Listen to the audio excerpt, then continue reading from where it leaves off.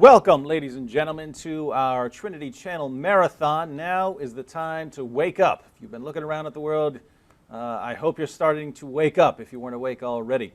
I'm David Wood, and I have some special guests with me tonight. I have here in the studio my friend C.L. Edwards. C.L., how you doing? I am doing excellent. How are you doing tonight? C.L. is a former Salafi Muslim. Couldn't stand white people, still can't. I don't blame him. I mean, I can't stand a lot of people too.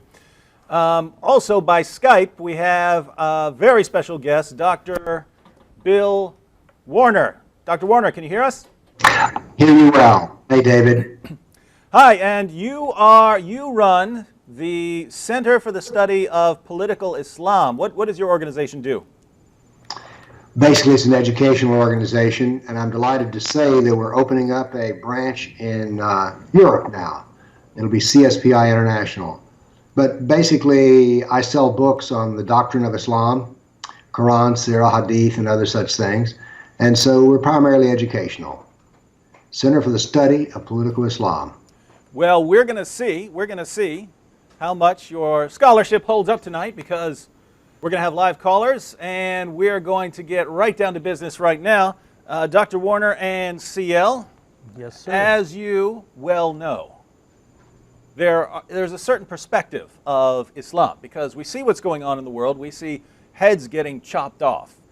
Even before that, even before ISIS was in the news, you had multiple other terrorist groups. You had Boko Haram in Nigeria. You had Al-Shabaab in Somalia. You had Al-Qaeda all over the place. You have the Taliban. You have Hamas. You have all kinds of organizations with some different views, but overall, their method of dealing with things involves terrorist attacks, suicide attacks, all kinds of things that we would regard as horrible. And we wonder how do so many different groups come to the same conclusions about how they are to interact with unbelievers or with people who upset them.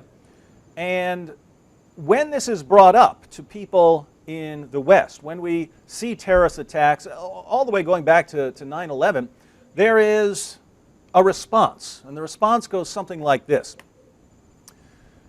All religions have their radical elements because there are different kinds of people. There are people who are going to be extremists. They're going to take literal interpretations of things. So just by nature, there are people who have more liberal views, and there are people who have more extreme views. And so when the more extreme types adopt a religion, they do extreme things. But when, nicer people adopt a religion, they're not going to take it too seriously and start killing and slaughtering people. So how can we defend Islam? How can we defend Islam when, by doing so, we'd have to condemn everyone from any ideology, all ideologies, and not even just religions. There are radical Republicans, there are radical Democrats, people who want to silence all other opposition. And so, since all religions and ideologies have their radicals, how can we point a finger at Muslims when it's such a tiny minority? It's such a tiny minority of extremists. And you could point to that sort of thing in any religion. So why condemn Islam? All of this must be a symptom of some problem in you for criticizing this sort of thing. So the real problem must be bigotry or hatred or Islamophobia or racism, something like that. And that would be the view. Now, CL, let me ask you something first. Yes. You're a Salafi. You went to a Salafi mosque. You went to a Salafi mosque? Yes, I did. Now, what would the general views there be? Now, this is a Salafi mosque in the United States of America, so it's not like a Salafi mosque in Saudi Arabia or Egypt or something like that. But what would the general views be of Sharia? What would the role of Sharia be in the world? What would the view be of killing apostates and so on? I don't know what he's going to answer, because I don't know how extreme they were. But what would be the general view of things like that? Well, those things weren't considered to be extreme at all. Those things were considered to be Islam. Mm-hmm. That's the Quran and the Sunnah. That's what it says. You call yourself a Salafi because you're supposedly supposed to be following the Quran and Sunnah as it was understood and practiced by the first 4 original generations. Salaf means the original people, those first generations that were there after Muhammad in the time of his companions. So for us, Sharia was the way you're supposed to live. We wanted Sharia. I mean, I used to pray every day for Sharia to come. I would be happy if Sharia would show up. Yes, implement Sharia. That'd be great. So this is the United States. And by the way, when we say Sharia, whenever Sharia gets brought up here in the West, we start getting claims that, well, there is no really well-defined Sharia. Sharia is just praying 5 times a day, and Sharia involves not eating pork. And so if you're going to condemn Sharia, you're condemning all Muslims, and you're the extremist. So is that what you guys meant by Sharia? Just basic Muslim practices? No. Being a Salafi, that means Salafi is just a stream of Sunniism, and there are 4 schools of thought in Sunniism. So that's 4 schools where you can go and get rulings on every single aspect of life according to the Sharia. And these this is something that just started last week, or this has been going on for over 1,000 years now at this point. So when we're talking about Sharia, the sort of Sharia that you guys want, would in a world that you would want to aim towards, would people be allowed to criticize Muhammad? Oh no, no. First of all, Muhammad. This is the greatest individual human being that ever existed in the history of the world. He's the savior of the world, literally. He has brought through Muhammad, Allah gave his revelation. He gave the Sharia. He's given the revelation of Islam, which is the salvation for every single Muslim. It's the salvation for the world. To criticize him it's second to criticizing God himself. What if someone becomes a Muslim like you and then leaves Islam like you did? What would your view of that have been back then in the world you're aiming towards? Well, every single school of thought, Sunni as well as the Shia schools of thought, and there are 2 of those, they all say that the apostate is to be put to death, because that's what it clearly says in the Quran and the Sunnah. And the only real difference between the 4 schools is there's a difference of opinion about whether women fall into that category, whether they should be beaten until they repent, or whether they should be killed as well. And there's a difference on whether you have to give a person a waiting period before a waiting period for repentance. All right, now we know that you're a radical extremist. One of the tiny minority is what you were. Fortunately, the incredibly vast majority of Muslims, we're talking 99-point-something%, would obviously disagree with you. And you could go up to any college student and learn that. You could go up to any college student in the United States of America and learn that it's just a tiny fraction of 1% who would hold to those sorts of radical views. Isn't that right, Dr. Warner? Well, first off, as a former professor, I'm going to grade the 2 people who've been talking. And CL, you get an A in doctrine. And David, I must say, you get an A in apologies. You have mastered what I hear all the time. And the reason we hear these things is that, first off, at least none of the people that I know of who say these kinds of things know anything about Muhammad, know anything about the Quran. They've met some nice Muslim, and he seems like a nice guy, and he told them what they wanted to hear, and so they go, well, this is Islam. And I don't need to know anything about Allah and Muhammad, because my best friend, my best Muslim friend here tells me everything that I need to know. Now, this method, by the way, has an overwhelming advantage, because you see, you can get the answer you want about Islam by depending on who you ask. So this is a very handy thing, but it's also what we call subjectivity. And so therefore, we can come up with any answer we want. And so basically, this is a very personal approach. And every argument that you've given, David, I've heard many, many times. As I say, you have mastered the art of being an apologist for Islam. All right, let's pause right there, because I'm going to need a second opinion on this.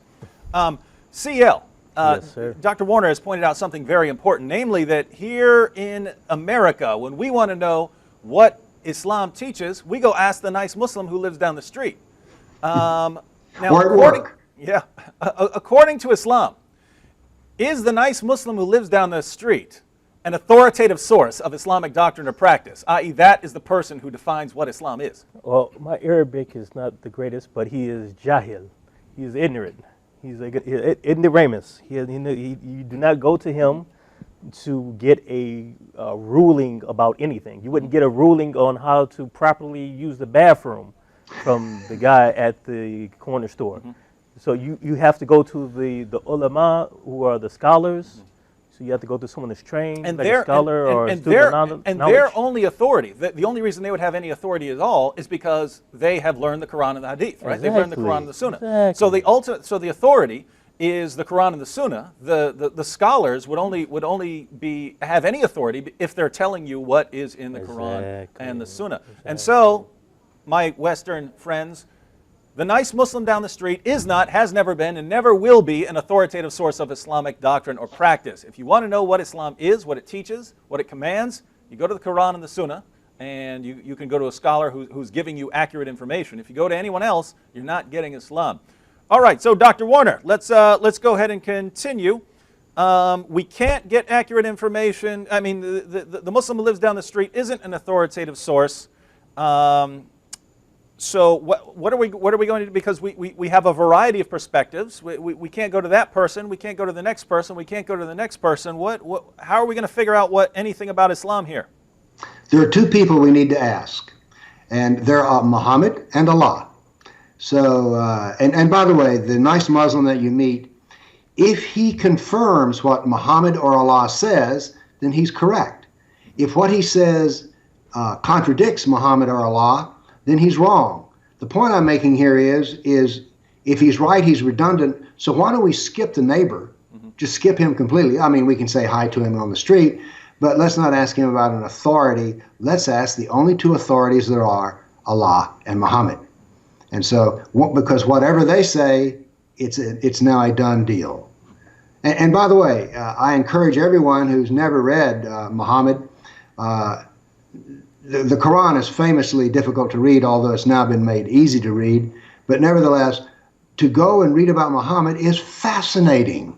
I mean, once you start reading about Muhammad, you'll give up on science fiction because you won't need science fiction anymore, because the world of Muhammad is not like anything that you've run into before. So I find Muhammad to be a fascinating person in a strange kind of way. And you're really, I'm shocked at how much everything you're saying sort of resonates with me.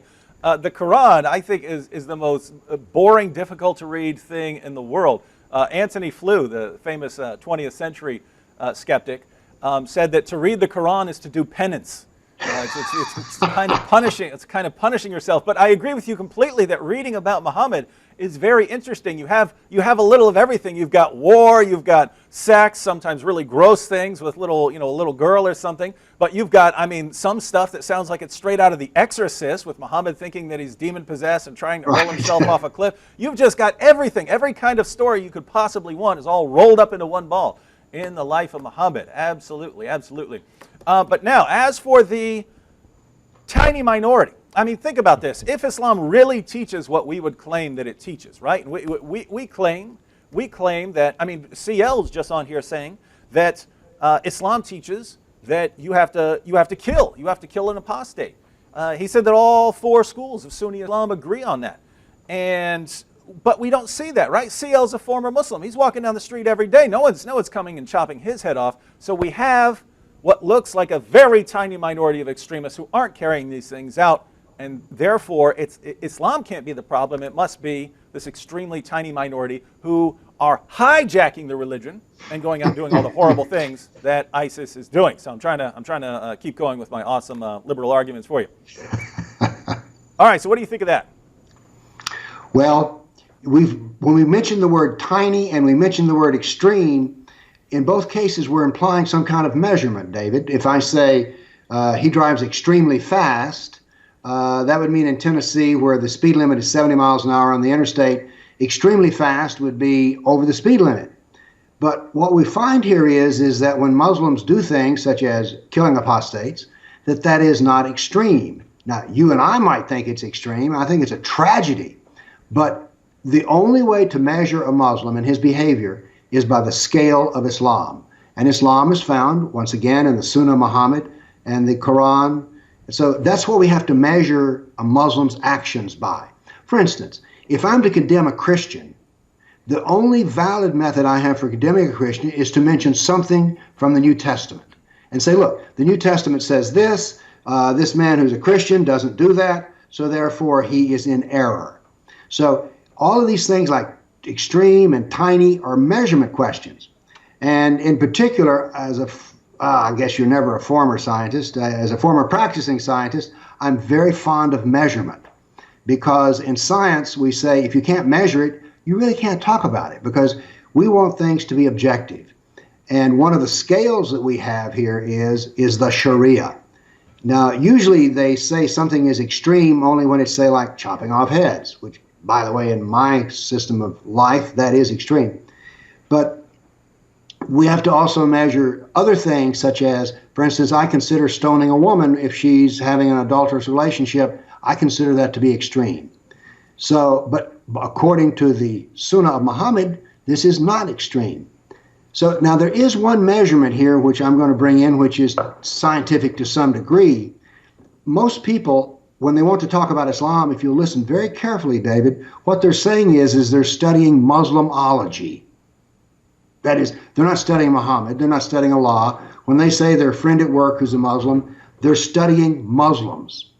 And Pew Research has done some studying of Muslims, which some work I've read recently, that is fascinating, because it allows us to enter the world of measurement.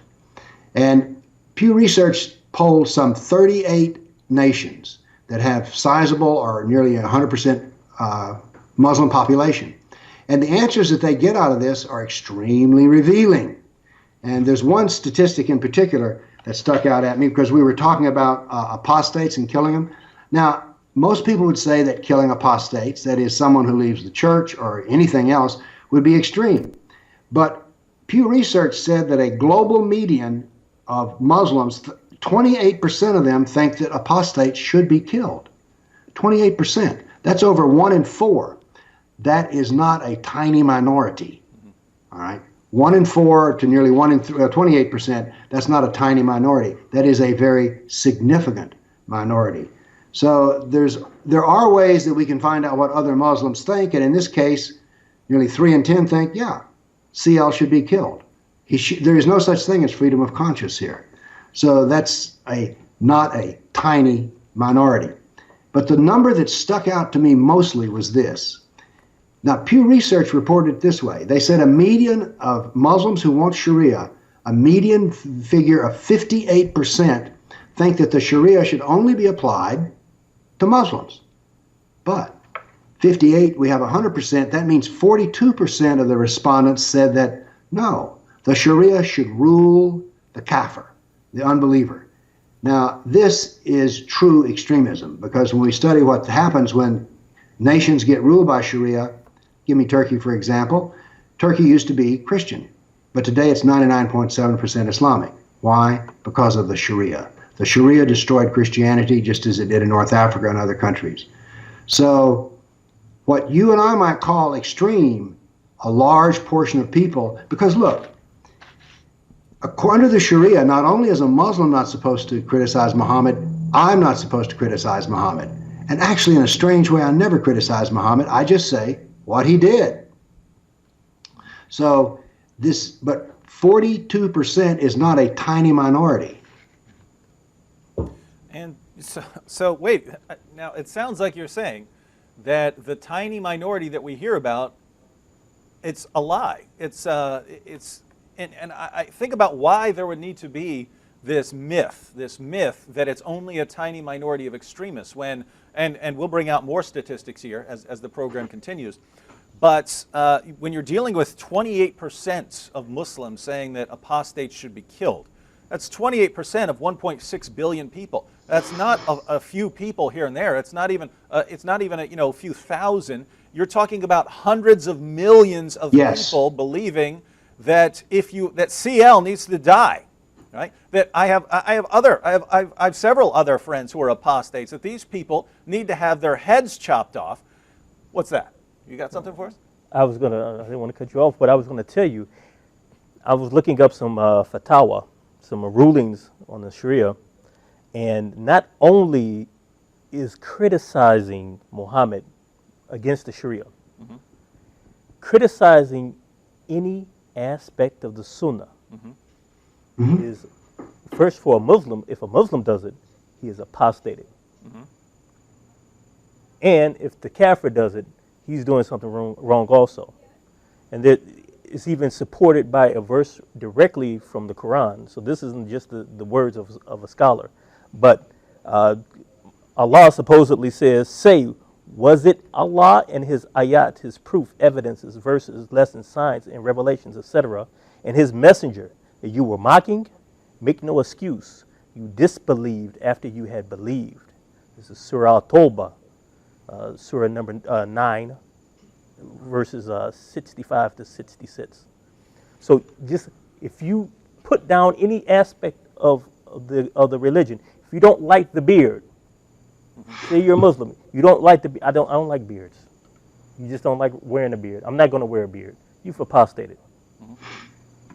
And by the way, that's it is important to point out that here in the West, we think of an apostate as someone who officially raises his hand and renounces a religion. That's not, according to Islam. That isn't the sort of thing that's required. We see this in the life of Abu Bakr, the first rightly guided caliph, Muhammad's closest companion in life. After he died, after Muhammad died, Abu Bakr takes over, and there were people who started rebelling, but in different ways. Some people just flat out renounced Islam. They were only Muslims because they were scared of Muhammad, and now's their chance to make a run for it. But other people just didn't want to pay zakat to the administration of Abu Bakr. They're still going to give alms. They're going to still give to charity. They're just not doing it in an official way that the Islamic leader is recognizing. And Abu Bakr says he's going to kill them. Interestingly, Umar objects. And says, "What are you talking about? Muhammad said there's only 3 ways you can kill a Muslim: if he commits adultery, if he kills another Muslim, or if he commits apostasy." And Abu Bakr wins that little discussion. Abu Bakr wins. Umar says he saw his chest expand. It sounded like he was breathing heavily. I saw by how angry he was getting that he must be right. But Abu Bakr decided all these people are in the apostate category. If you are violating any sort of basic teaching of Islam, you're in the apostate category. You have to die.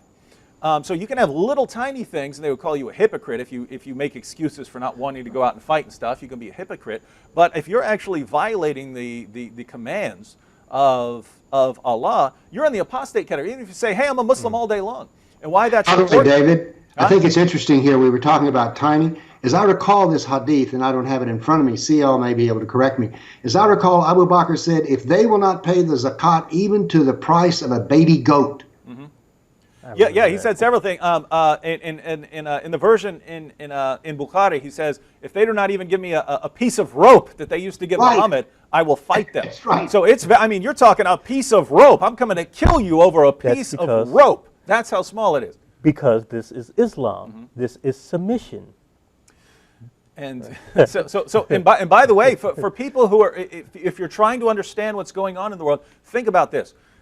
You've got President Barack Obama. ISIS is not Islamic because they are killing fellow Muslims. Abu Bakr went out and killed a bunch of people who thought of themselves as Muslims. They were violating some basic Islamic practice. They had to die. What's ISIS doing? Are they killing good, devout Muslims according to Sunni Islam? No, they're killing people who are violating commands. And it's no coincidence that Abu Bakr al-Baghdadi gave himself the war name Abu Bakr. He's doing what the original Abu Bakr did, namely going and wiping out all sin and rebellion so that you can have a devout Muslim community. Why? Because that's the first step.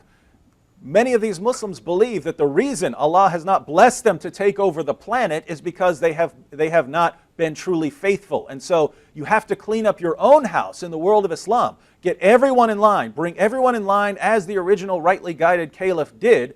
And then Allah will bless you to continue your work in subjugating the entire world. And David, there's a history lesson here too. What's that? Which Abu Bakr well knows, and that is this. It was the firming up of the community by taking care of those who were not fully Muslim that gave Umar, because he succeeded Abu Bakr, and his explosion out of Arabia was incredible. But one reason he was able to do that was everybody was now a solid, serious Muslim. The slackers were taken care of. And so when Abu Bakr al-Baghdadi is doing this, he's following a historical role. And he is, as it were, I call it the purification jihad is what he's practicing. That is, he is purifying the Muslims so that when they get through, they will have a core of people who are solid Muslims and who do what is needed to do next. He's following the Purification. Sunnah. What's that? He's following the Sunnah. Oh, absolutely. I mean, Absolutely. I've said before, if I were to become a Muslim, God forbid, I would have to go out and join a group like ISIS. Not because I believe in doing those things. I think right now that those things are horrible. If I were to convert to Islam, I would have to say, as horrible as I think these things are, this is what God is commanding me to do. So I have to go pick up my weapons here. And it doesn't matter who disagrees or who criticizes him, because ultimately the criticism is not his actions and what he's doing. The most you can get away with criticizing is you shouldn't be doing it now. It should be done late. You should wait till later.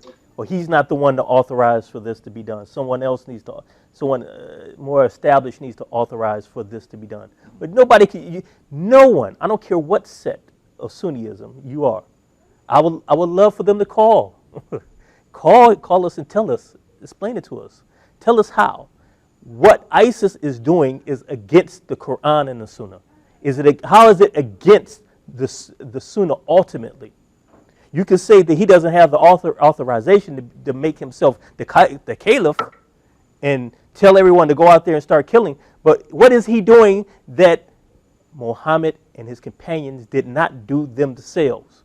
Because if he's doing something immoral and wrong, then your prophet and his companions did something immoral and did something wrong. And the main accusations against, we have to take a break in about 2 minutes, but the main accusations against Abu Bakr al-Baghdadi and ISIS, let me give you a quotation from President Obama, your hero, there, CL. President Barack Obama, here's a quotation from him. He said, "Now let's make two things clear. ISIL is not Islamic. No religion condones the killing of innocents, and the vast majority of ISIL's victims have been Muslim." So those are the accusations we keep hearing over and over and over again from Western political leaders and from the media and from Muslim organizations. One, they're killing innocents, and two, they're killing Muslims. CL, are the victims of ISIS, are they innocent according to Islam? I want to ask if Abu Bakr, Umar, if any of the companions were here, if anybody from the last 1,000 years, if any Muslim leader of any country from the last 1,000 years was alive today, would they consider any of those people innocents? I wouldn't. They're not innocent Yeah. because they have violated the Sunnah. Yeah, and no question. And the other is that they're killing Muslims, but what kind of Muslims? They're killing Shias, they're killing wishy-washy Sunnis. And so they're killing people. And by the way, in the Quran, chapter 9, verse 73, Allah commands Muhammad to wage jihad not only against unbelievers, but against the hypocrites. Yeah. Abu Bakr, what does he do? Hey, look, piece of rope. If you're not giving a piece of rope that you're supposed to give according to Islam, I'm coming to kill you. Yes. And see, that's what if you're going to, that's the catch-22. If you're going to condemn these guys, you got to condemn Abu Bakr. You got to condemn Umar. You got to condemn the precious Ali. And so what they have is, hey, we're doing what Allah commands, but Western leaders condemn us, as if they really, really care about what Western leaders think instead of Allah. All right, we have to take a quick break. We'll be back here in just a moment to, we'll take a caller or two, and we'll continue discussing the myth of the tiny minority of extremists.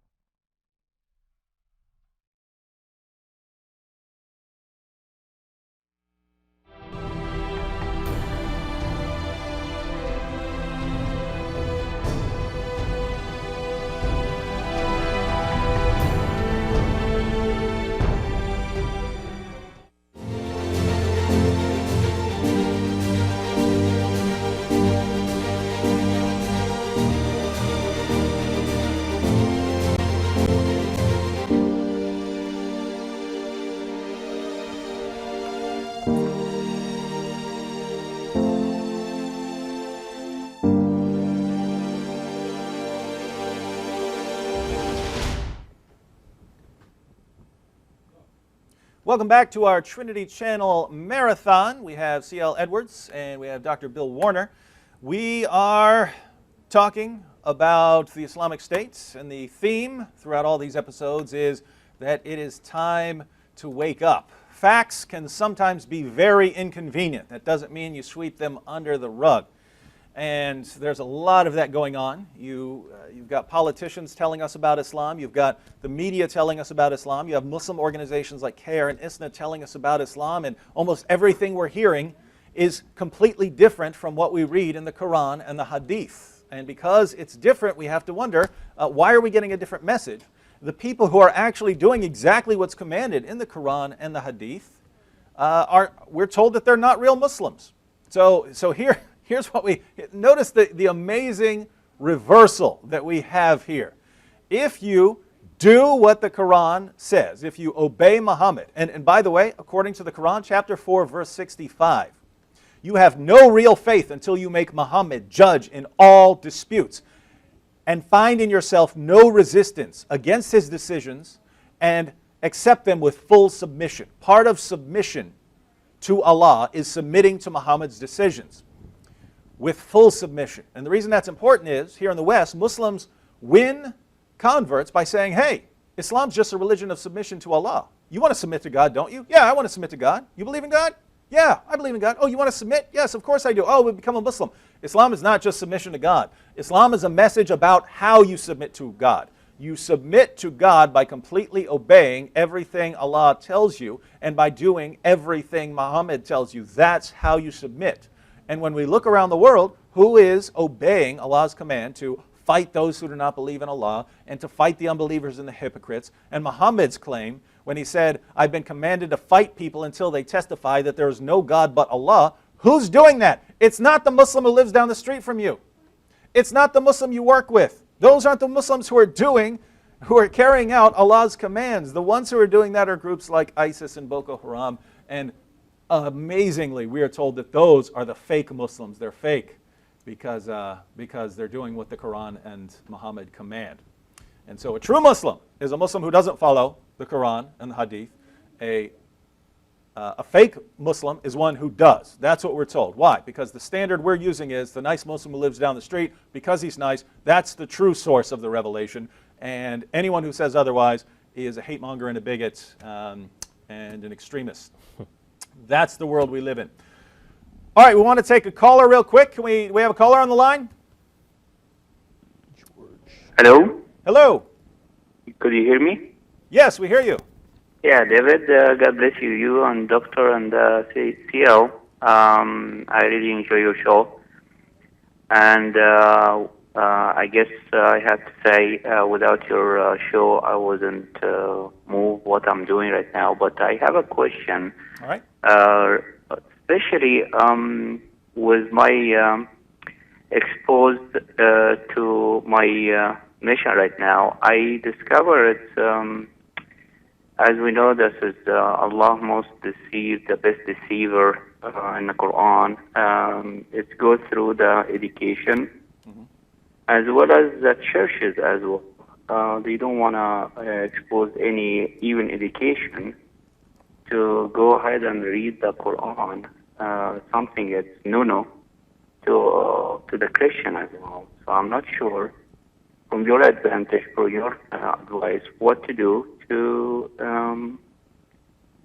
expose, because I thought when I go to my church, for example, I think that would be easy, just give them the video, one of you, especially about those 10 reasons or 10 questions regarding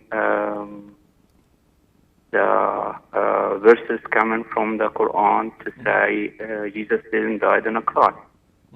I have this DVD and I try to give them that, and it seems to be nobody has energy to watch even this show. So I don't want to discourage you, but outside what you're doing, nobody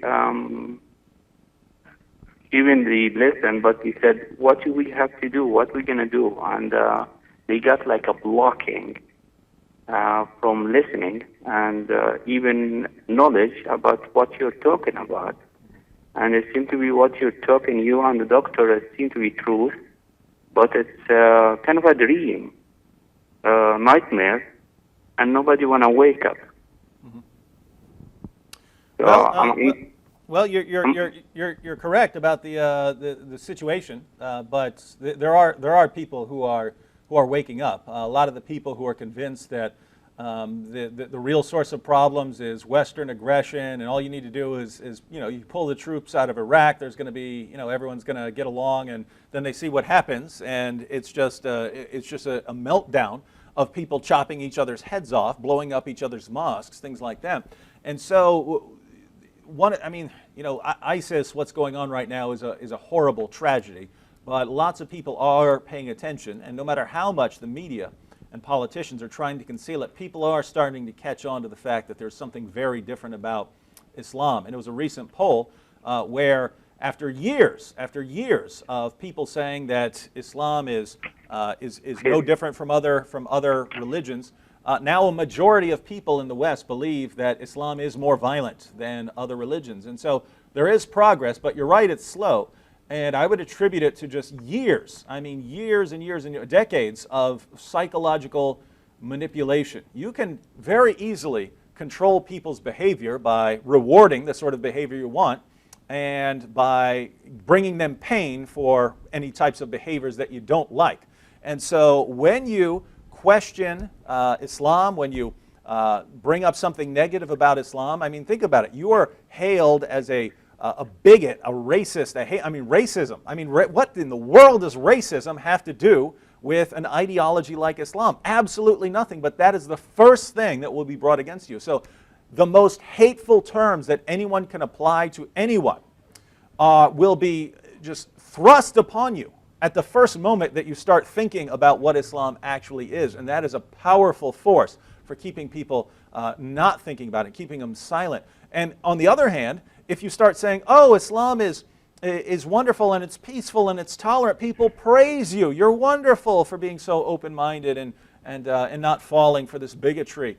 And so when you spend your entire life being raised in that environment where good people are ones who praise Islam and say that any violent elements, that's just a tiny minority, and all religions have that.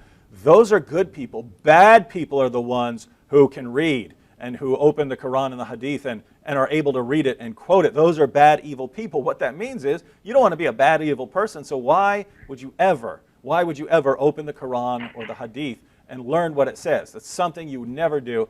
And so yes, it is difficult, but that's what we're here. One person at a time.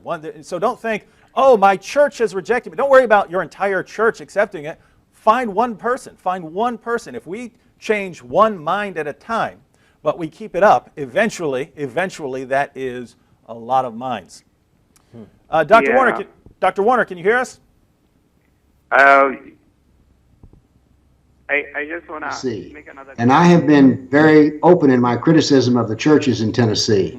I've even said, since Nashville calls itself the buckle on the Bible Belt, I've even gone so far as to say that if that is true, the church's pants are down around its ankles. But having said that, let me say that there are groups of ministers now who are actually coming together, not by the hundreds, but by the several tens, like a group. I've spoken now to several of these, and there would be like 40 ministers in the group. So I would like to report that there is some turning of people who are now beginning to look towards what is wrong. And to the gentleman who called in, one of the things that I found with the ways to deal with Christian ministers and Christians is not so much to deal with Islam, but to deal with the persecuted church. Because I've had ministers tell me, well, I'm not commanded to study Muhammad, I'm commanded to study Jesus. All right, I won't dwell too much on that. But all Christians are commanded to care for those who are persecuted, who are Christians, who are men and women. And so I find that one way to bring up this discussion of Islam without even talking about Islam is to talk about the 120,000 Christians that have been killed in the Middle East last year. So in other words, instead of talking about the root of the problem, talk about the fruit of the problem. That is, up until this point, David and CL and I have been discussing what I call the root, that is the foundation. But Christians are commanded to care for those who are persecuted. And so this can perhaps be a way that you might approach your church with. But I will agree with you, it can be frustrating. I have been known to raise my voice in anger on the subject. Which reminds me, whatever happened to righteous anger? Yeah, yeah. It's well, it's all being directed against us, but I wouldn't exactly call it righteous. It's absolutely shocking to see that I can open up the Quran and I can point out, a verse about beating women into submission, or about, Jews and Christians being the worst of creatures, or about fighting people because of what they believe. I can point to these verses and say, hey, I believe this is wrong. And people will say, how dare you condemn that sort of thing? And then it will be condemning me. But if you're condemning me, then you're saying it's okay to condemn views that you disagree with, right? It's okay to condemn things that you regard as harmful. But you're condemning me for saying, what? I disagree with these other views, and they just don't, it's like people have completely lost the ability to think and to be consistent. I'm wrong for saying I disagree with beating women or killing apostates or something like that. I'm wrong for saying that. And the reason it's wrong is because it's wrong to condemn another ideology and so on. But then people will condemn what I believe, which is condemning my views, which is condemning an ideology. I just don't get it. It's, wow. It's scary. It's scary. Losing the ability to think is always very frightening. David, isn't it interesting that people like you and me try to talk about beating of women, which I detest. Now, the liberal, every liberal would say, oh, I'm not for wife beating. And yet when I attack the doctrine of Islam, which supports wife beating, they're like, oh, now you're being a bigot. Mm-hmm. Wait a minute. I thought we were agreed, Mr. Liberal, you and I, that wife beating is bad. Is that not true? Beating your wife is bad. Well, yes, that's bad. But somehow or another, in their world, for Islam, for Muslims to beat their wives is somewhat, well, they're just practicing their religion. No, they're not. They're being cruel. Mm-hmm.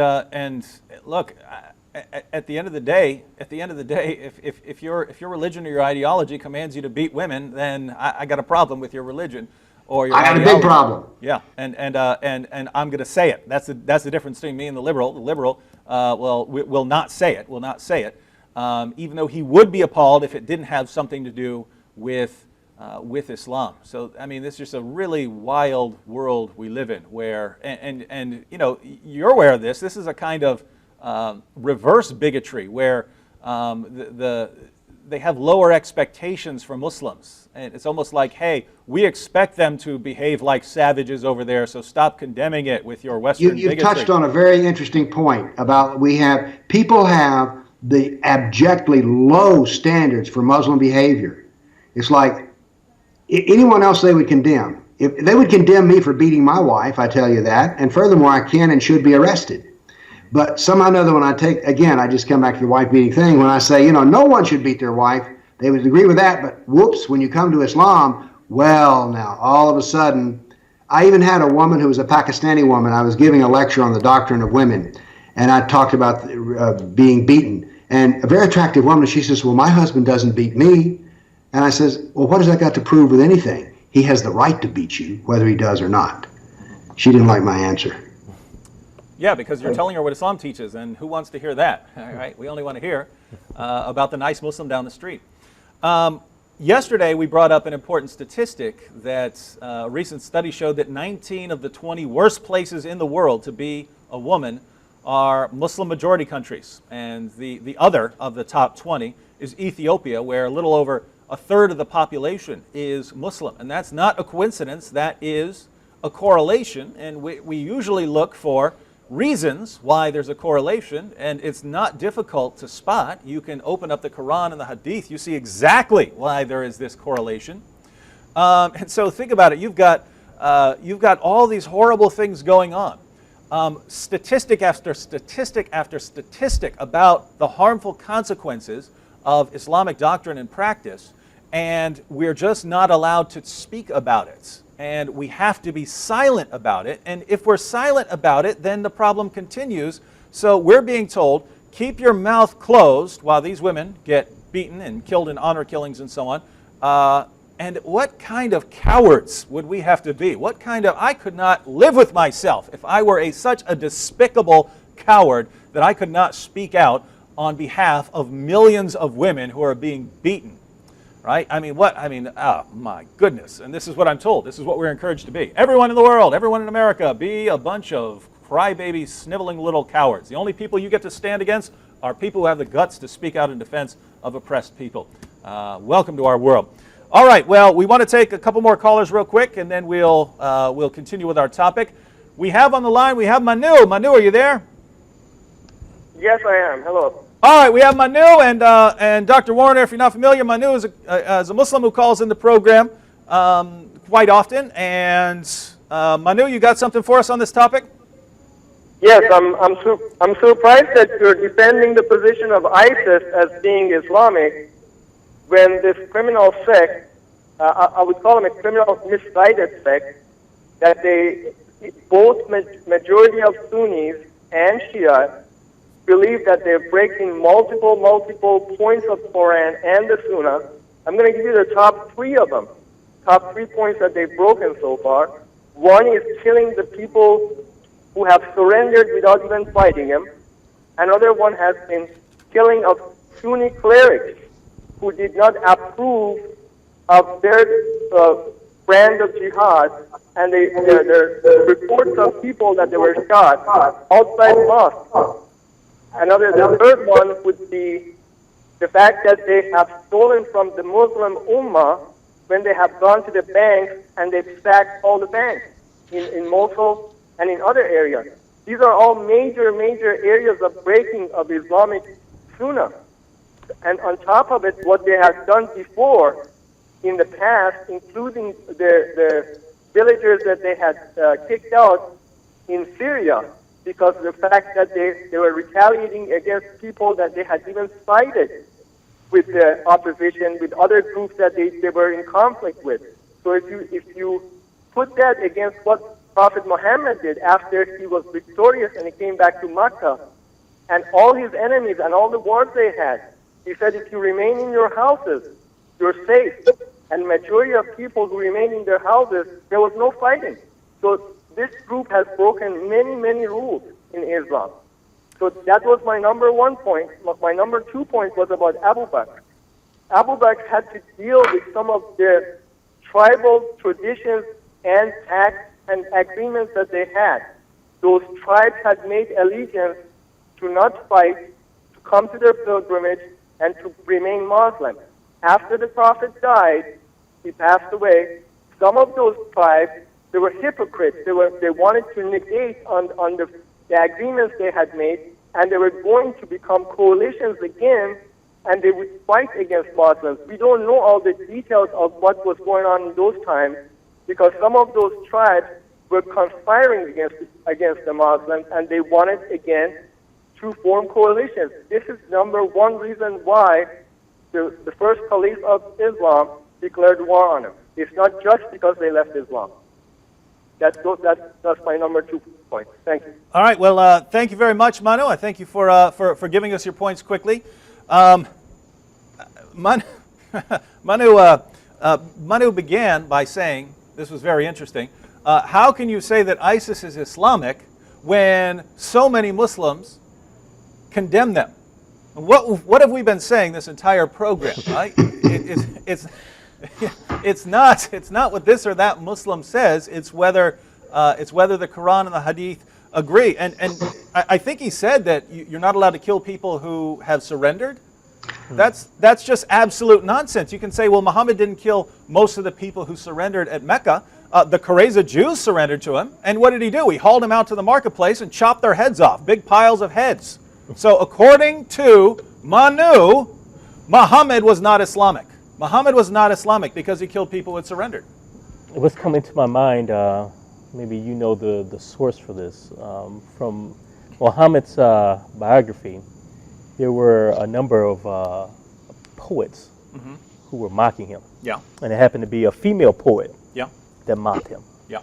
Is it not correct that he had some of his companions go to her during the night and remove her children off of her body? Yeah, they had to pull her breastfeeding baby off No. her to stab her to death. While she was sleeping with her children on top of her, what threat did she pose to Muhammad? She's at that no moment? threat. And by the way, the reason she was killed, she was calling on people to rebel against Muhammad because he had killed Abu Afak for writing a poem about him. This is Abu Afak. He was over 100 years old. What threat is this guy posing, right? Oh. And so, Manu, I like your Walt Disney watered down, whitewashed version of Islam and Muhammad. And of course, you can point to things when, well, Muhammad, when he took Mecca, well, yeah, he let a lot of people off the hook for a little while until Surah 9:5 came down. But right, I mean, you could say it right then, but you can't lay that down as a blanket rule. You can't kill people who've surrendered because Muhammad did that. And so, I mean, what in the world's going on here? David, Yeah, go ahead. Share any of your thoughts with us on this, Dr. Ward. Well, Manur has brought up a very interesting principle about Islam, but he did so in an oblique way. I maintain that there's only two principles in Islam that are of real importance. One is submission, everybody agrees on that, but the other one is dualism. Both the Quran and Muhammad's Sunnah are filled with dualistic statements. That is, yes, it is true that in Mecca the prisoners weren't killed. I think Khalid killed 5 men or something like that. But then at other times he did this. The important point is this: on almost every issue in Islam, there are two right answers. Do you follow me? Mm-hmm. Yes, you can kill prisoners. As a matter of fact, do I not remember, is there not a Quranic verse that you shouldn't even take prisoners until there's slaughter in the land? I don't remember the a prophet quote. doesn't take prisoners until there's a great slaughter. Yeah. So, but the point here is, and this is one of the trickiest things about Islam, is it always has two truths which contradict each other. Now, in our logic, Western logic, if you have two things that contradict each other, then at least one of them is wrong. But in Islam, dualistic logic means no. Killing prisoners is sunnah, not killing prisoners is sunnah. And so this is the thing that makes Islam so contradictory, is its nature is contradiction. And it really seems like you can go to the Muslim sources and kind of pull out anything. But I mean, if that's your method, show me a Muslim in the world where I cannot quote the Quran or Hadith and show this person that he's not a real Muslim, right? And in other words, the sort of nitpicking that Manu is doing, apart from being completely wrong, if you're going to say, here's what Muhammad did on this situation, therefore any Muslim who doesn't do that, well, I mean, Muhammad chopped a bunch of people's heads off. You're not doing that, Manu, so you're not a real Muslim because you're not following the example of Muhammad. You can point to all kinds of things. But when we talk about waging jihad and so on, this goes right back. This goes right back to Muhammad and his companions. And think about what Manu just did, right? Abu Bakr says, if they don't give me a piece of rope that they used to give Muhammad, I'm coming to kill them. That is a very clear statement, is it not? It's called the Ridda Wars. Yeah, it's called the Apostate Wars, right? And he says, so what's the justification?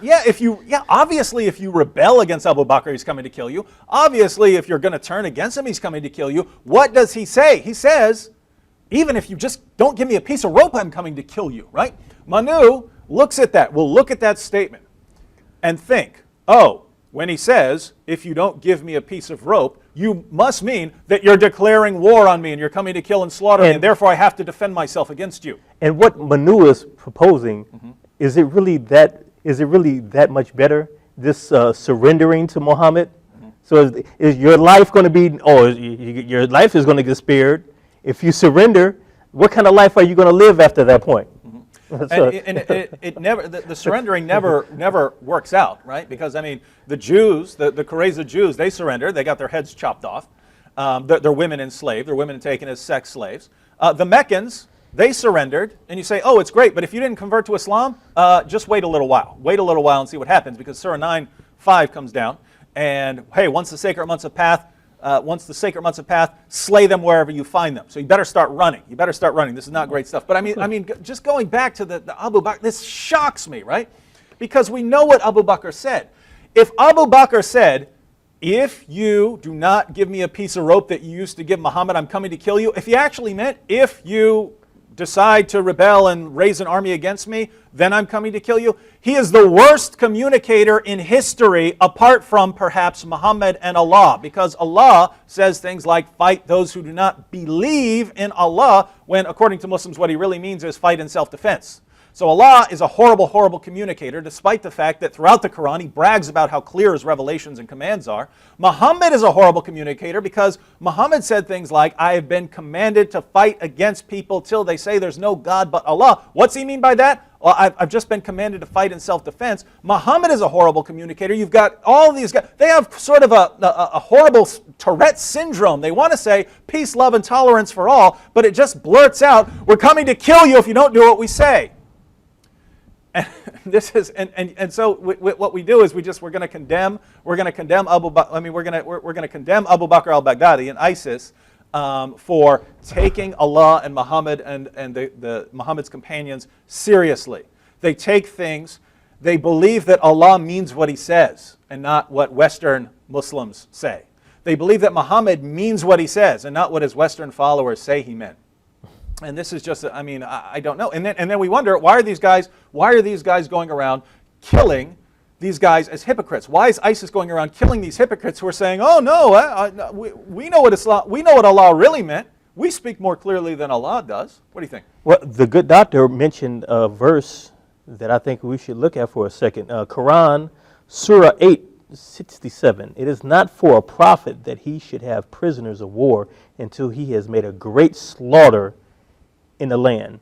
Now, on the face value, that's not what he meant. You need to always understand. I'm looking at Tafsir Ibn Kathir, and it does look like it means exactly what it says. That's the problem. You keep thinking Allah means what he says in his perfectly clear word that he had written for all eternity exactly as he wanted it. You keep thinking he means what he says when what he really means is believe whatever the Muslim down the street in the United States of America believes. That's what he meant. And so when he says things like, pray or something like that, there he means what he says. But whenever he says something that a westernized Muslim does not agree with, he is not being clear. He's not being clear. That could be possibly true. But Ibn Kathir says that this particular verse was sent down in connection with the Battle of Badr, when he had taken prisoners, and he asked his companions I'm summarizing. You can look it up for yourself. He asked his companions, what should I do with these prisoners? Abu Bakr says, chop their heads off. He ignores them. He asks again, what should I do with these prisoners? Abu Bakr, he comes up, I take them into the market, chop their heads off. And then guess what comes down from heaven to answer the dispute? A verse of the Quran? A verse of the Quran. And it just happens to instruct Muhammad that a prophet is not fitting. It's not fitting for a prophet of God to take prisoners of war before you have made a great slaughter in the land. Well, CL, I hate to disagree with you there, but Manu is putting out his own official version of the Quran where everything is said more clearly, and that verse doesn't say anything like that in Manu's version. What it says is, live in peace and harmony with everyone, hugs, kisses, rainbows, candy-coated raindrops, things like that.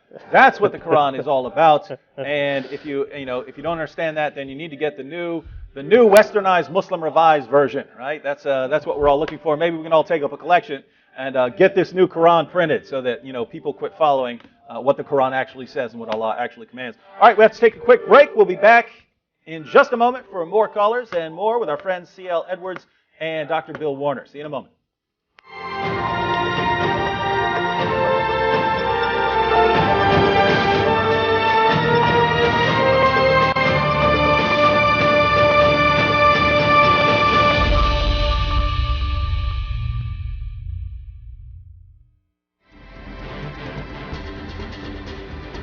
Matthew in his gospel says, and this gospel of the kingdom will be proclaimed throughout the whole world as a testimony to all nations, and then the end will come.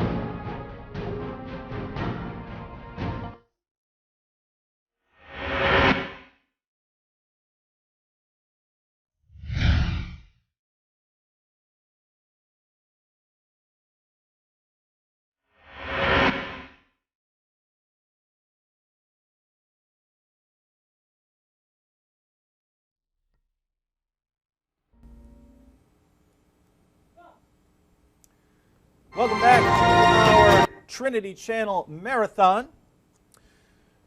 We are discussing the myth of the tiny minority. We are told by everyone across the board that the radicals, the ones who are chopping heads off, the people that are really extreme in their views, is only a tiny minority. Now, that's false. You could say, yes, it's a tiny minority who are actually going out and doing what ISIS is doing. That is a minority.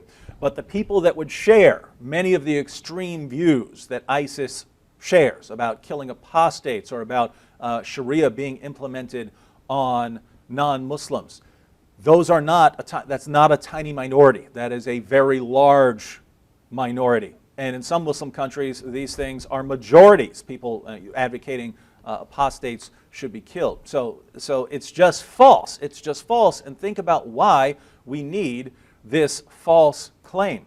You need the false claim because what people in the West want to say is Islam is no different from other religions. Well, if Islam is no different from other religions, then Muslims obviously can't be doing something all that different. And so we need it to be a tiny minority of extremists because then we can say it's just like people in other religions. Other religions have a tiny minority of extremists. And so we need it to be a tiny minority to fit in with our explanation and not believe that Islam is actually somehow different from other religions. The point is, it's false. The entire response is based on a false claim that we are dealing with a very tiny fraction of Muslims. It is a very large percentage of Muslims, hundreds of millions of people who have very, very dangerous views about how non-Muslims or apostates or women should be treated. And so we need to get rid of the lie, and then we can maybe have an honest discussion at some point. Dr. Warner, we want to take some callers, but did you have anything to add before we go to some callers?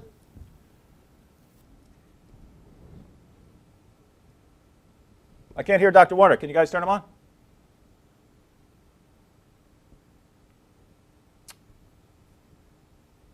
We're having Dr. Warner. We're having a technical difficulty. So, CL, you want to add anything before we go to some callers? Sure.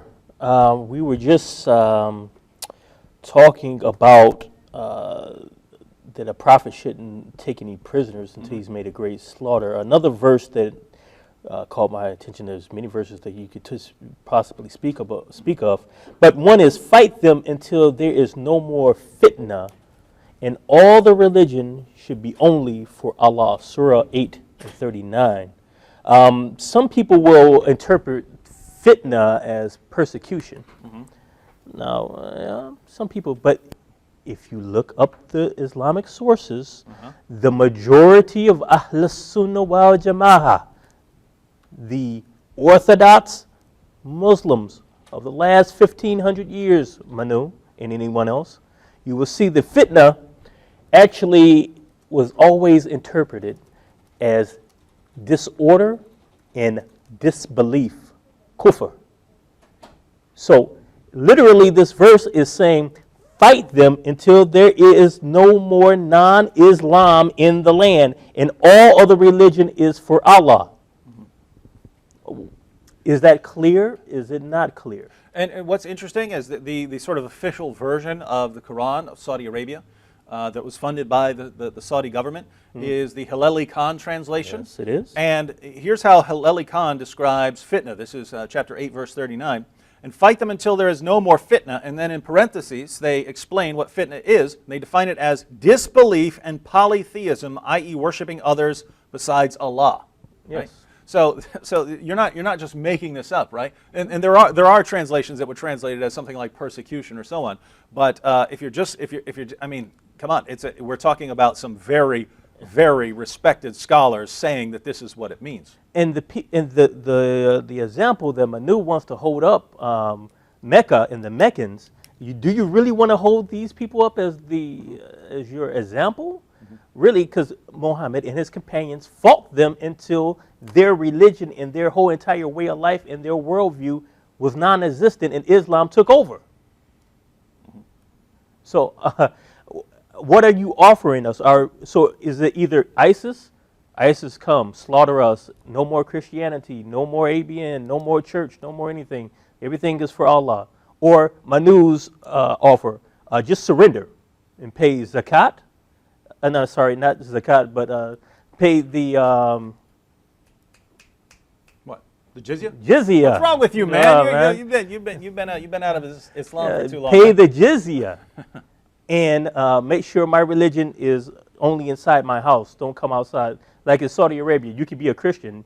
You can come and work in Saudi Arabia and be Christian. You just can't build a church. You can't talk about the Bible, mention Christ as being Lord outside your house or outside your hotel room. So that's the alternative for me. What you're offering me is supposed to be better than what ISIS is offering me. I don't want either one of those. I'm okay. I turned down your offer. And a very sizable portion of the Islamic world would say, too bad if you don't want it. 42%, as Dr. Warner pointed out, 42% of Muslims who advocate Sharia say that it doesn't matter what you want, you have to follow it anyway. And we're bigots and racists and hate mongers for opposing this very, very large number of Muslims. All right, did we get that audio fixed? All right, let's start taking a couple callers. We have Brad first. Brad, are you there? Brad, are you on the line?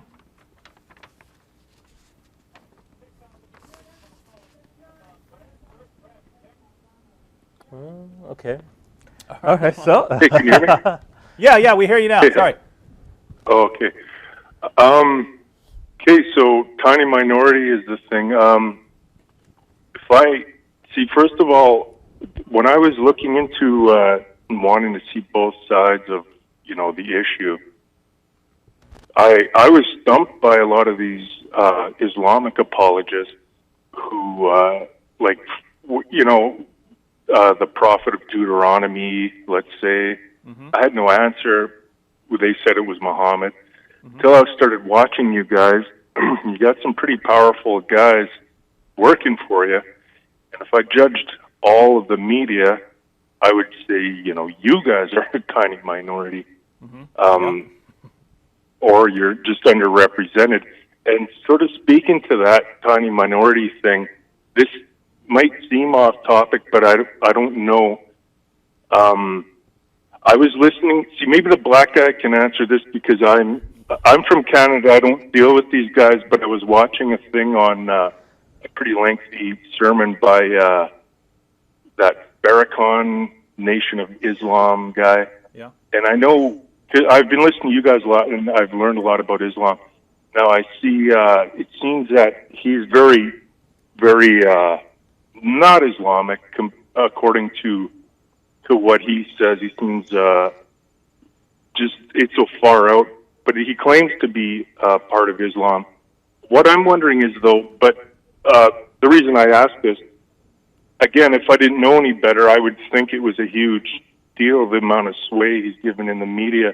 Is this thing, this Nation of Islam deal, is that a big deal down? I think it's more of a black American thing, but is it a big deal, or is it much smaller than? No, you have that in the United States of America, and they've been somewhat successful by get away from the white guys and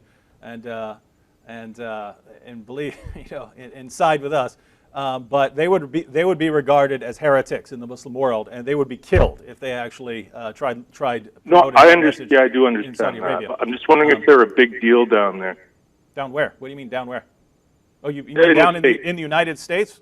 No, not really. No, not even among black people. They're not a big deal. No, and CL. I mean, this is Detroit area, and so it's no. And It's the birthplace. yeah, this is where it all started. So no. All right, Dr. Warner. Do we have Dr. Warner back on yet? Can you hear me? Yeah. there we go. Your audio cut out here for a while, so I'm glad they got that fixed. So share any thoughts you have. We have a couple more callers waiting, but share with us anything you wanted based on anything that's been going on so far. Well, what I was saying, and I think this is where my transmission cut off, so I apologize for repeating.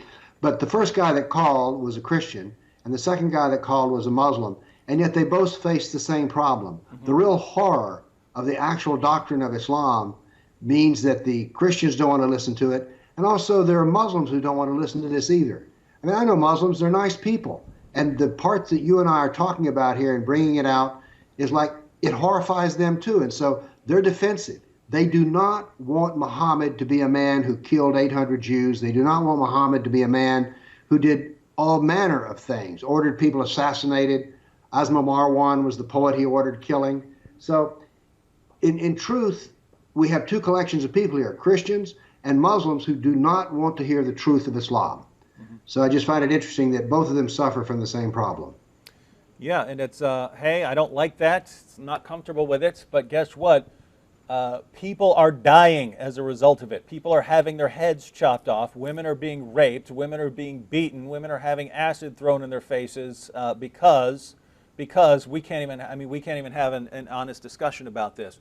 If we are actually able to really deal with some of this, then maybe some of those things wouldn't be so prevalent in the Muslim world. I mean, if we'd been having an open, serious conversation 10 years ago, I don't think you'd have ISIS right now. I don't think this would be happening. So, I mean, people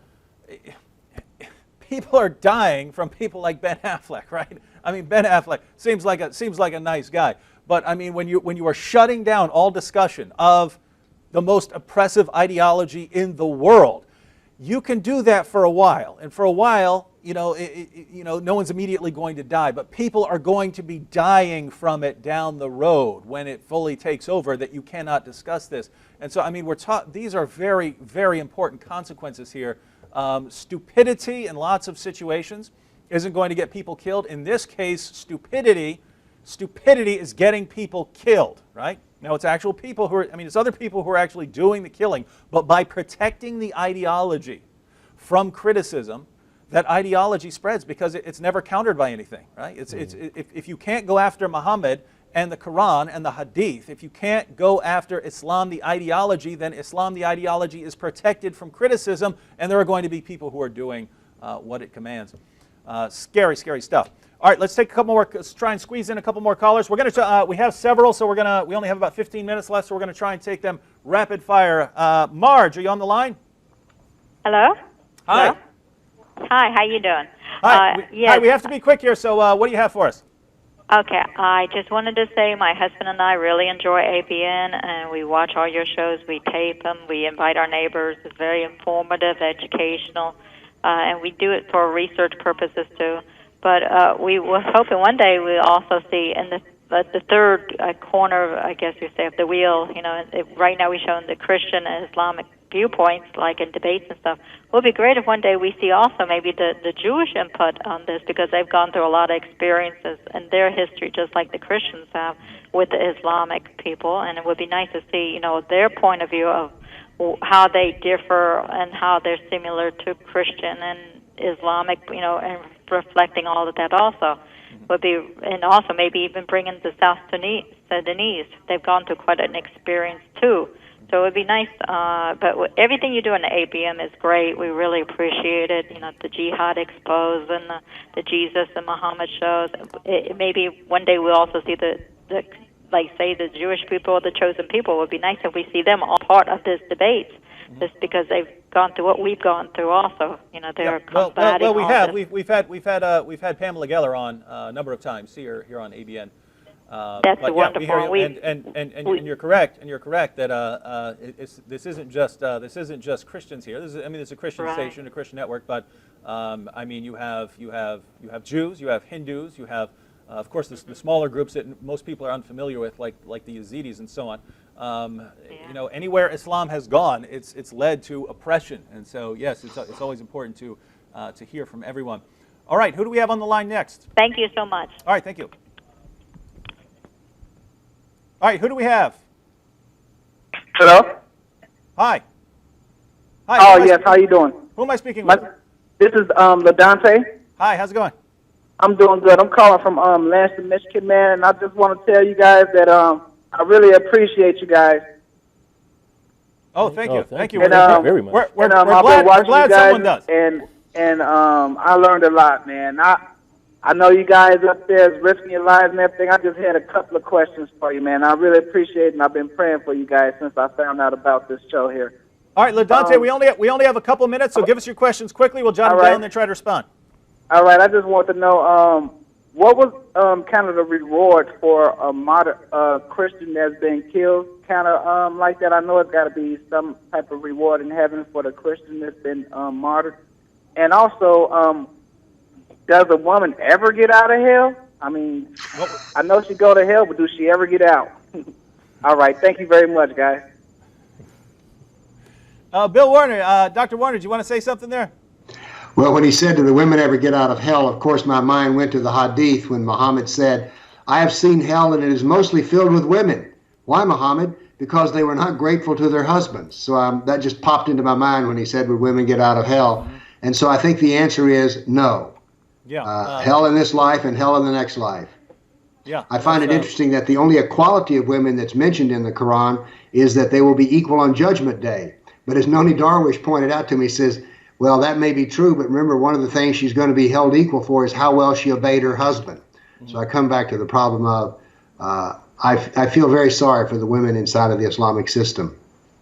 It can produce a mind that's so distorted it'll do this. There was a Palestinian Sharia court in which a Palestinian woman came in and she said, I want a judgment, fatwa, that my husband should only beat me once a week. He beats me every day, and that's not right.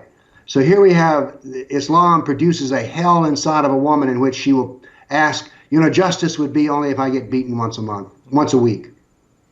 Yeah, and you're an evil person for objecting to that. You're just a horrible individual for thinking that there's anything even slightly wrong with that. And I'm sorry to say that, but I just need to be honest about right. I'm sure it would be interesting for you and me to compare the list of things that we've been told. I'll bet you they match one for one. Absolutely. Oh, for the other question, I think he asked what the reward is for a Christian martyr. You certainly have rewards, but I mean everything else would pale in comparison with knowing Jesus, and so that would be my answer. All right, we have Cheryl on the line. If this is the Cheryl I'm thinking of, then we look forward to hearing from you. Cheryl, are you there? Yes, I'm here. Can you hear me, David? Is it? Yeah. How you doing? Good. How are you? Good. We're good. We're all good here. What do you have for us? I have a question. I had the same conversation with my daughter. Of course, you know her. Mm-hmm. She's Muslim, and she said that I asked her if apostates or people should be allowed to leave Islam. Mm-hmm. And she said, freely and not have no consequence for it. And she said, yeah, they should. And I said, well, that's not what your book says, because then you're apostates, and apostates should be killed. I said, do you agree with what your book says? And she said, no. So my question is, she's going against her own book. Am I not right? That's correct. You are absolutely correct, and I would say, according to the Quran, and I'll put it all together for you right now. You quote for her, chapter 4, verse 65 of the Quran, chapter 4, verse 65, which says, you have no real faith as a Muslim. You have no real faith until you submit to Muhammad's decisions and find in yourself no resistance against his decisions. Then you just need to quote Muhammad saying, if anyone leaves his Islamic religion, kill him. And so look, you have no real faith as a Muslim until you submit fully and find no resistance in yourself. I just quoted your prophet to you, and you admitted that you do not believe it, you do not agree with it, you have resistance in yourself. Therefore, according to your own Quran, you are not a Muslim. Stop saying you're a Muslim. Stop saying it. So in other words, your daughter is already apostatized. That's right. How you doing, Dave? This is John. Hey, how's it going, buddy? Good. How's CL? How are you, sir? I am doing well. How are you guys doing? Good. God bless you guys. I see you're still keeping the good work up. Cheryl's checking something real quick. Go ahead. David, what's the verse that says, I know I got the 465. What was the other one that said, if you leave your religion, kill him? Those are. I mean, there are a couple of passages that you can point to in the Quran, but the clear commands are from the Hadith. Now they're all over the Hadith. I will, as soon as we're done here in a couple minutes, I'll send you as many as you want. You want 10, I'll send you 10. You want 20, I'll send you 20. I'll send you a ton of passages from Islam's most trusted most trusted collections of ahadith where Muhammad is saying if they leave Islam, you have to kill them. So I'll send you a bunch of them. And one more thing, I just want to ask the Lord Jesus to open up Manu's eyes, because I've been listening for a long time, and I know Manu calls in all the time, and I feel that there is hope for him because he is listening. So I pray that the Lord Jesus have mercy on him and open his eyes to the truth. Yeah, and Jesus' I mean, it's name I pray, amen. Amen. And really, it's kind of weird because see, we mess with Manu, but we like Manu, right? We like Manu because he calls in, he watches, he listens, he calls in, he responds. Because there's a tendency if hey, someone's saying something I don't like, I'm going to go the other way. Whereas Manu, I mean, he watches program after program, he calls in. And he studies and he tries to get to the bottom of things. Obviously, we disagree on his interpretation of things, but we certainly appreciate him, and we hope that God is drawing him to hear the truth, and that's why he ends up watching these programs. Yeah. Absolutely, we do. Yes. All Well, right. it was nice talking with you guys. All right. Thank you, Cheryl and John. Bless you, And Dave. I'll send you those sources here in a couple minutes. All right. We only have about 2 minutes left. I want to give the last 2 minutes here to. Bless you, Doc, David. I want to give the last 2 minutes here to Dr. Warner for any final thoughts. Well, I do have one thought, which you have quoted tonight only 2 of the 92 verses in which the Quran says explicitly that Muhammad is to be imitated in everything that he says and does. So I want the listeners to understand that, as a matter of fact, I argue that Muslims should more properly be called Mohammedans, since they're to worship like Muhammad, eat like Muhammad, have sex like Muhammad. Everything is to be done like Muhammad. And so the Quran is filled, like I said, I counted up, it was either 91 or 92 verses which say that he is the absolute rule that every Muslim is to be measured against. So I just wanted to throw that in, to understand Islam, first know Muhammad. That would be my comment. And you're absolutely correct, and that's why we're seeing things differently, and that's why people can say, like Manu said, that he's shocked that we're saying ISIS is Islamic. Well, guess what? We read the same sources that ISIS is reading, and we don't change them. We don't put our own spin on them. We just read them for what they say, and what you have is Allah is perfectly clear. You need to do whatever He says. Allah is perfectly clear. Muhammad is a prophet. You have to mindlessly obey what they say. And that's Islam for you. So, and by the way, we need to point out here that Abu Bakr, the Caliph of Islamic State, has a PhD in Islamic studies from Al-Azhar. Yeah, the man is not a doofus or an idiot. He knows what he's talking about. No, he's not. And by the way, I mean, I agree with him. I agree with his interpretations. I don't agree with what he's doing. I think he's totally wrong. But if given that foundation, given the Quran and the Hadith, he's doing exactly what Islam commands. All right, our time is up. We have to cut things off. We'll be back here in half an hour with Matt Slick at 10 o'clock. We thank our guests. Thanks, CL, and thanks Dr. Bill Warner and everyone who called in. See you here in half an hour as we continue our series on It's Time to Wake Up.